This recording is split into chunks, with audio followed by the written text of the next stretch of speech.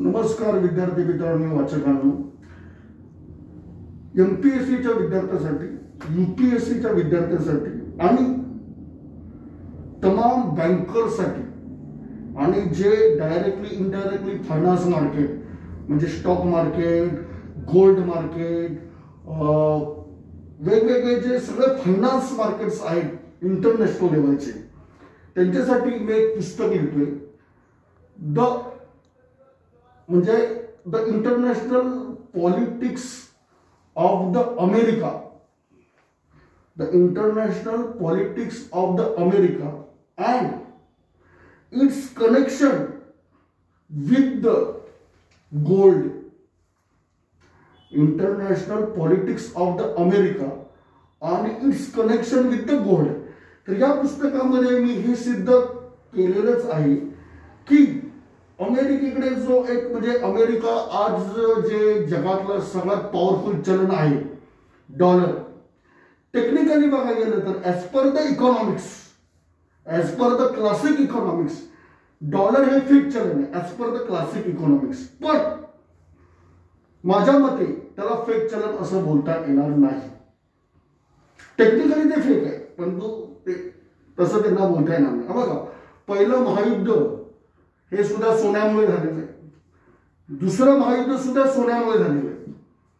आणि अमेरिका जे आहे, अमेरिका युद्ध सोन्यामुळे झालेलं आहे, दुसरं महायुद्ध सोन्यामुळे झालेलं आहे. आणि टेक्निकली हे संपूर्ण जग जे आज अमेरिकेचं गुलाम बनलेलं आहे. काय? टेक्निकली संपूर्ण जग हे अमेरिकेचं गुलाम बनलेलं आहे. आणि तिसरं महायुद्ध का नाही झालेलं आहे? तिसरं महायुद्ध व्हायची गरज काय आहे? अमेरिकेला जे पाहिजे ना ते अमेरिकेने अचीव केलेलं आहे दुसऱ्या महायुद्धानंतर.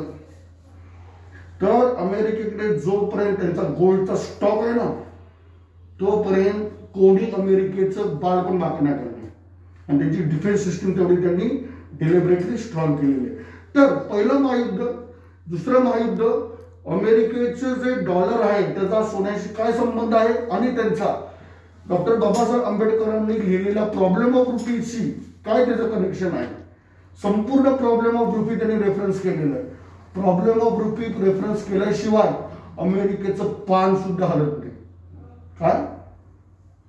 प्रॉब्लेम ऑफ रुपी रेफरन्स केल्याशिवाय हे जे आज अमेरिका जे आर्थिक हे बनलेलं आहे ना, डॉन बनलेलं आहे ना, त्याच्यात संपूर्ण बॅकअप त्यांना प्रॉब्लेम ऑफ रुपीज आहे. तर ह्या सगळ्या पुस्तकामध्ये आणि त्याचं मी हे पण केलेलं आहे, it's connection with the euro. तर आंतरराष्ट्रीय फायनान्सवर हे पुस्तक लिहिलेलं आहे यूपीएससीच्या विद्यार्थ्यांसाठी, एमपीएससीच्या विद्यार्थ्यांसाठी, तमाम बँकेसाठी, आरबीआय साठी, भारताच्या पंतप्रधानासाठी, भारताच्या फायनान्स मिनिस्टरनी हे पुस्तक रेफरन्स करावं आणि आरबीआयनी थोडा गोल्डचा स्टॉक वाढवावा ही माझी नम्र विनंती आहे. थँक्यू, धन्यवाद. डिटेल त्या पुस्तकात सगळे दिलेले.